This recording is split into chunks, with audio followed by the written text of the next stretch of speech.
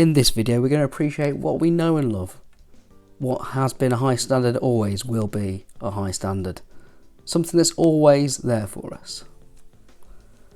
And then I'm taking you on a dirty weekend with this lot.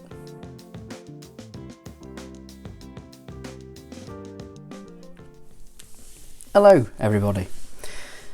So, if you collect historical miniatures, there are some companies which you will know and which many people know.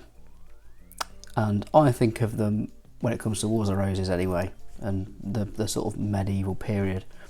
And to a certain extent, Napoleonics and Ancients to a certain extent. There are three companies which you will come across fairly quickly. Wargames Foundry, Perry Miniatures and Front Rank. There are loads of others that are also quite big companies, but they're the three that I found the easiest, the quickest, have the biggest ranges, and the majority of my Wars of Roses collection at the moment is made up of those three manufacturers. If I had to pick one of the three, I'd pick Perry Miniatures as, you know, my favourite. If you held a gun to my head and made me choose. They're all great, all three of them are brilliant, but 80%, 90% probably of my collection is Perry Miniatures. That's for another time, why that is. But, you know, you can go to town, absolutely go to town with those three manufacturers in many different periods and have a great time and build an amazing army.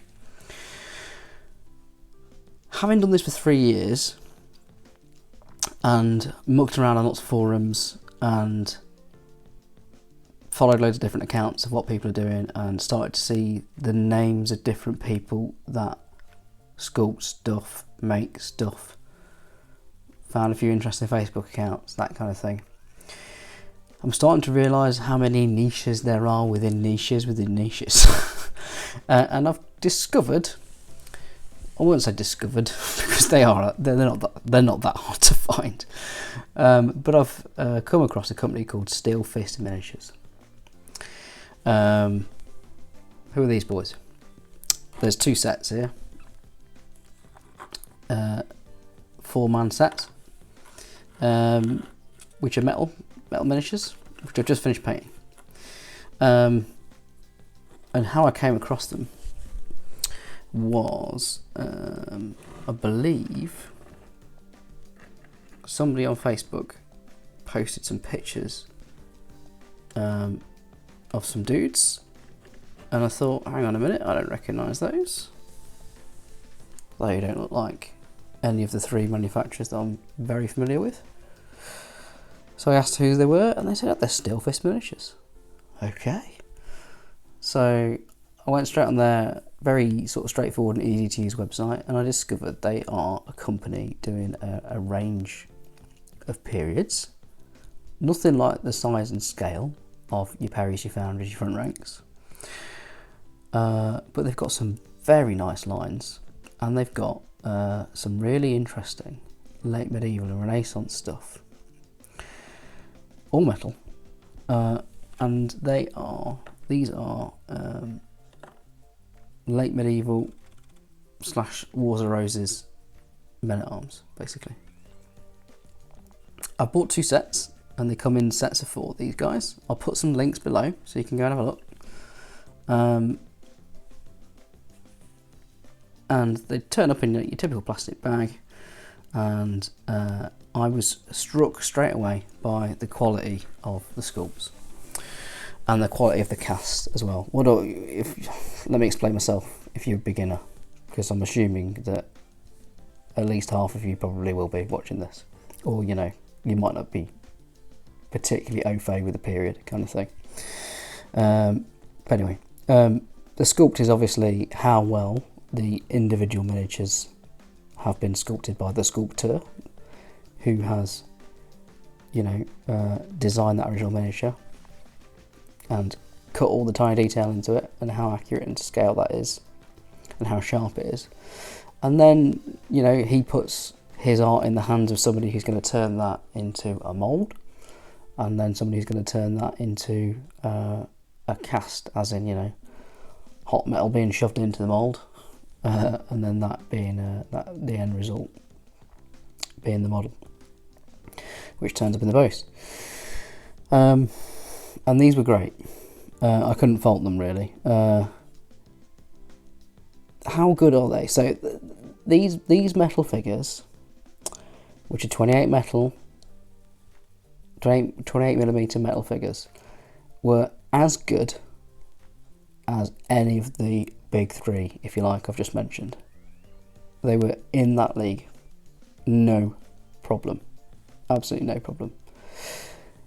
In some cases, the sort of quality, the finish of them, if you like, straight out of the packet, the amount of mould scraping I had to do and tidying up was maybe even a little bit better than the occasional figure that I've got from other manufacturers.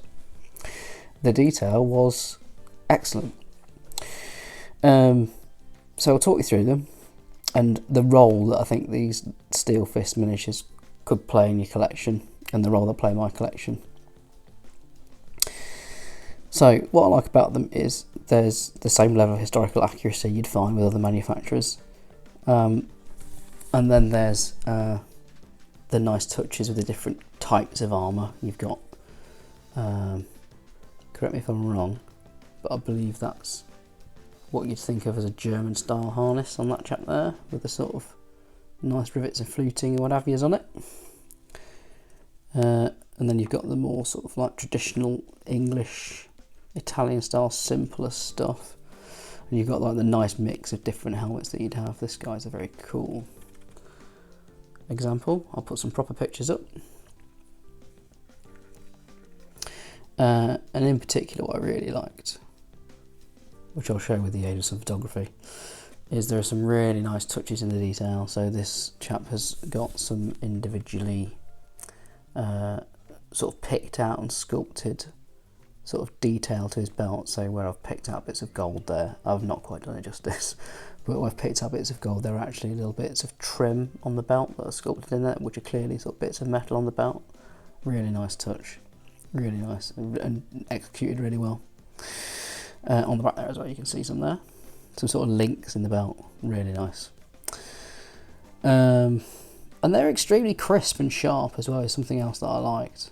You know, with models like that, with a number of lines on that bad boy, to do not much cleaning and hacking away at it with a knife to tidy it up, very little indeed to that chap. You know, that's A, an impressive sculpt, and B, an impressive execution. And I've done them in my usual Vallejo steel airbrush colours metal with a wash over and then a bit of a dry brush back on of Vallejo steel, and then picked out some highlights with some silver, and that was that. And then I've painted on some generic, you know, this chap might end up being Lord Dudley for a Battle of Blore-Heath game in a few weeks, so he's got a green tabard at the minute, and then I might spruce that up a bit. And then I've just gone with a red and a blue for the two banner standard bearers. So each of these packs, which I'll put a link to, you know, there are others in this series. They come with 3 men-at-arms in full harness. You know, there's one noticeably fancier than the others in the pack, which you could make up as a leader. And then they come with a standard bearer. One thing I noticed that the standard bearer doesn't come with a standard, so you have to provide a bit of wire or whatever, which is relatively straightforward.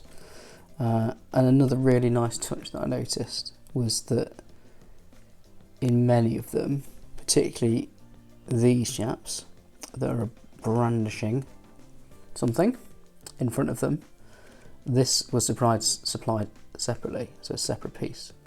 So literally just the weapon sat in his hands and was glued into his hands.